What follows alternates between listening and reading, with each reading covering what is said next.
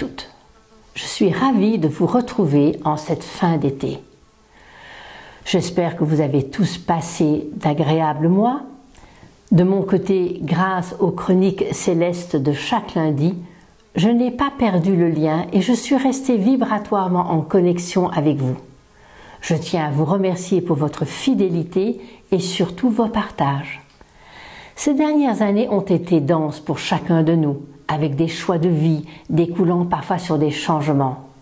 De mon côté, depuis le mois de janvier, je suis installée dans une région magnifique que l'on nomme le Haut-Morvan, des lacs et des forêts, une région que je ne connaissais pas, mais que mon âme n'avait pas oubliée.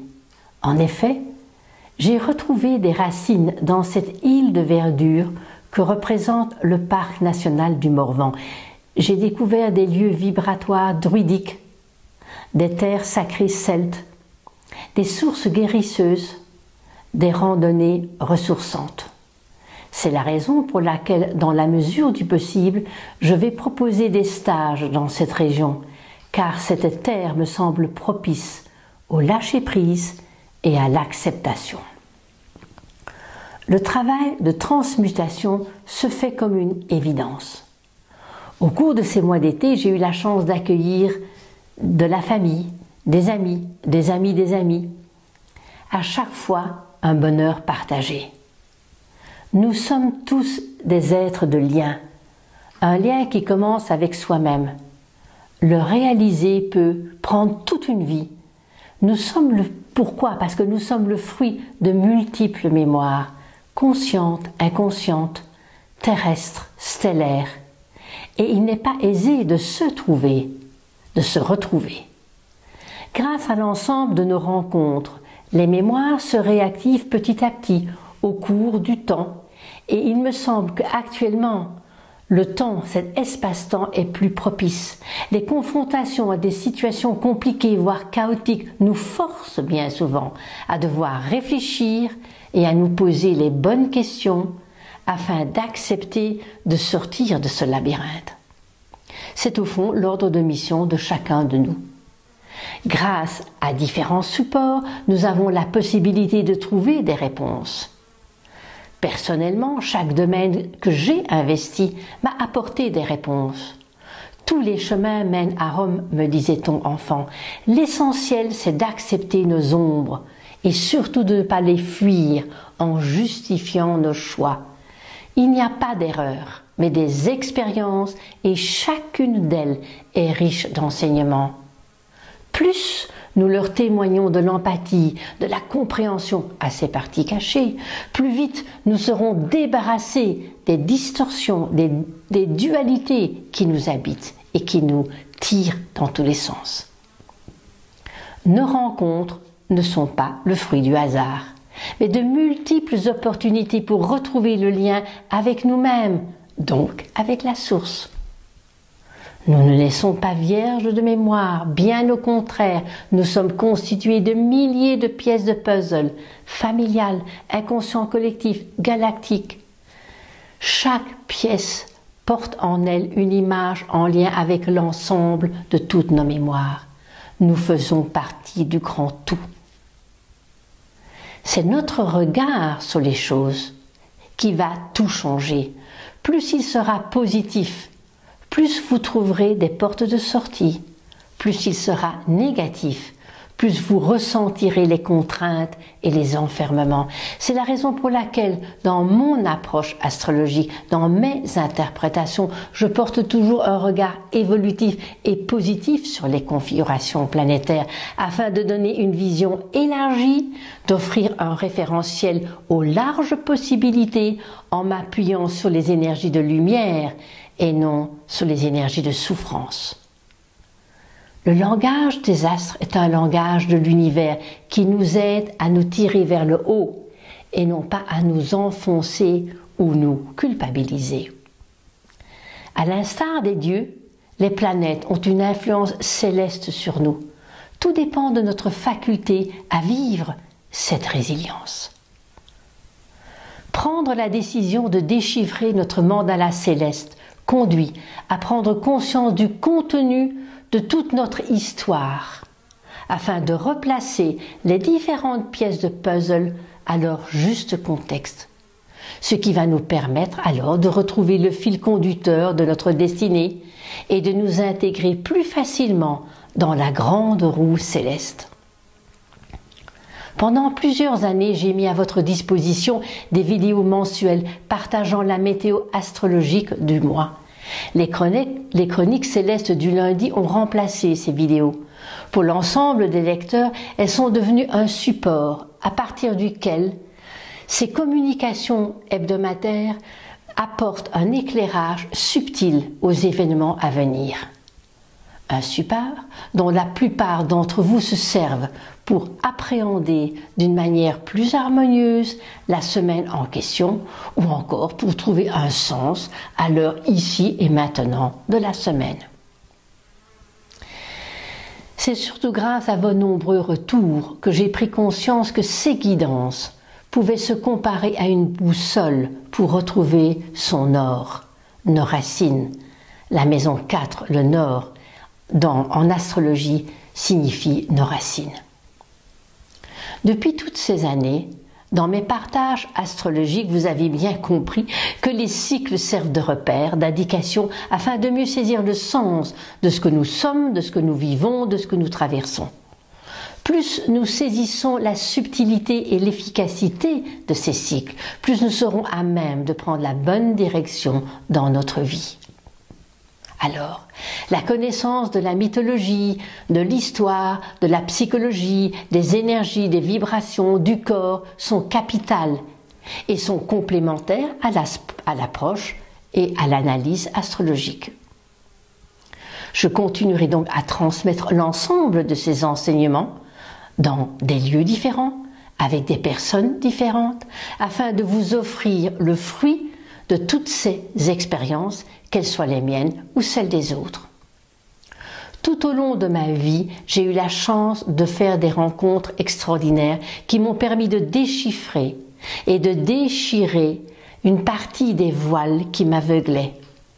Ma vie familiale, mes relations amicales m'ont autant appris que les plus beaux stages ou les plus beaux ouvrages. Grâce à ces ensembles, je ressens plus que jamais le besoin de disséminer mes expériences avec vous dans les prochains mois. Alors, quels seront les sujets qui seront abordés au cours de ces prochaines semaines? Vous trouverez, comme d'habitude, les informations sur mon site et dans mes chroniques. Les premiers stages se dérouleront à la rentrée dans ce magnifique coin dont je vous ai parlé, qu'est le Morvan. D'autres ensuite se dérouleront sur Paris, dans le sud, sans oublier à Paros, ce petit paradis de la mer Égée. Commençons début septembre, nous aborderons les 4 déesses grecques, celles qui incarnent les facettes des parties féminines endormies en chacun de nous, hommes et femmes. Un sujet qui me semble, dans cette facette du temps, très importante dans la mesure où cette puissance féminine a besoin d'émerger dans ce 21e siècle afin de trouver sa juste place aux côtés de l'énergie masculine, l'air du Verseau, ses airs, ses vibrations. Nous découvrirons la déesse Cérès, celle des moissons, la déesse du lien, Junon, celle de la sagesse, de la justice, Pallas Athéna, sans oublier Vesta, la déesse des lieux sacrés, celle qui protège les maisons et ce qu'il y a de plus sacré pour nous. 4 facettes différentes du féminin, complémentaires de celles que nous connaissons déjà, avec la mystérieuse Lune et la très belle Vénus. Ce travail sur les astéroïdes est intéressant car ces corps célestes font un pont entre Mars et Jupiter et participent à nos métamorphoses intérieures.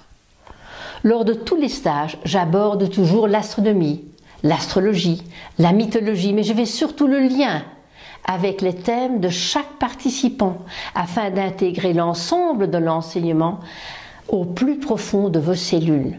Ce travail de groupe est aussi très interactif, très porteur pour faire passer des messages conscients comme inconscients. En octobre, nous aborderons un autre sujet de taille, les centaures, toujours ici dans le Morvan. Le plus connu est bien sûr Chiron, mais nous découvrirons Pholus, qui, comme Chiron, joue un rôle déterminant dans la mission d'Hercule lorsqu'il doit capturer le sanglier d'Érimande lors de sa mission au signe de la Balance. Le troisième centaure se nomme Nessus, c'est celui qui met fin à la vie terrestre d'Hercule. Comment les repérer astrologiquement? Quelle en est la signification? Quel est leur rôle? Pour moi, ces trois centaures tiennent une place importante dans notre cheminement spirituel. Ce stage est très initiatique dans la mesure où il nous met non seulement en lien avec les 12 travaux d'Hercule, ces 12 travaux que nous faisons chaque mois avec la Lune, chaque année avec le Soleil, mais nous fait aussi prendre conscience de la place qu'occupent les centaures dans notre évolution spirituelle. Chaque centaure a une mission qui lui est propre en tant que gardien d'un passage, d'une porte, nous aidant à frayer notre chemin, qu'il soit dans le sens involutif de la source à l'incarnation ou dans le sens évolutif vers notre retour à la source initiale. Au cours de l'automne et de l'hiver, je profiterai du passage de ma chère amie Barbara à la tasse pour organiser des week-ends comme nous l'avions fait l'année dernière en Avignon, où nous avions co-animé un très beau stage sur le couple solilumaire, l'influence énergétique et spirituelle du soleil et de la lune et comment est-ce qu'ils se mariaient à l'intérieur de nous-mêmes. Nous avions aussi fait un stage très intéressant sur l'importance énergétique et spirituelle du maître de nos souterrains, le dieu Pluton, son lien essentiel avec notre parcours terrestre. Cette année, nous allons nous pencher sur deux autres corps célestes au-delà des anneaux de Saturne, Neptune et Uranus. Des planètes d'une très grande importance astrologique et mythologique, mais surtout vibratoire. Le but de ce stage est de prendre conscience de l'énergie initiale avec laquelle nous naissons, de découvrir le sens de notre mission et de quelle manière l'appréhender le plus harmonieusement, mais aussi le plus efficacement possible. Au cours du premier trimestre 2020, avec Christine Chalin-Desvignes, pratiquante en sophrologie, passionnée par la psychologie humaine, passionnée par la relation entre le corps et l'esprit, nous co-animerons un nouveau parcours de Hercule, dont nous reparcourrons les 12 signes du zodiaque en lien avec les 12 travaux d'Hercule. L'histoire des mythes se révèle d'une très grande importance dans la recherche de notre lien avec nous-mêmes. Chaque mission d'Hercule fait écho avec nos propres histoires, notre propre histoire. Christine, en tant que sophrologue, veillera à nous faire intégrer ces belles histoires dans notre corps physique. Avec une autre amie, Virginie Paré, une professionnelle du conseil en nutrition, auteure de plusieurs livres à ce sujet et surtout journaliste à Rebelle Santé, nous sommes en train de préparer un week-end où nous ferons le lien entre notre façon de nous alimenter, nos besoins personnels et les 12 signes du zodiaque. Vous serez informé évidemment en temps voulu par les dates et où est-ce que ça se passera. Vous aurez à consulter nos sites respectifs ainsi que mes chroniques. Notre stage annuel sur Paros se déroulera toujours vers la mi-mai, un séjour où nous conjuguerons avec Barbara, cette spécialiste en reconnexion énergétique, dont l'art est de créer des ponts énergétiques afin d'élargir notre multidimensionnalité, toujours dans ce site exceptionnels que sont les Cyclades et Quai Paros. Nous choisirons donc une thématique que nous vous offrirons la possibilité de passer avec tous ces ensembles vers un autre plan de conscience grâce au travail vibratoire et au travail spirituel de nos deux enseignements.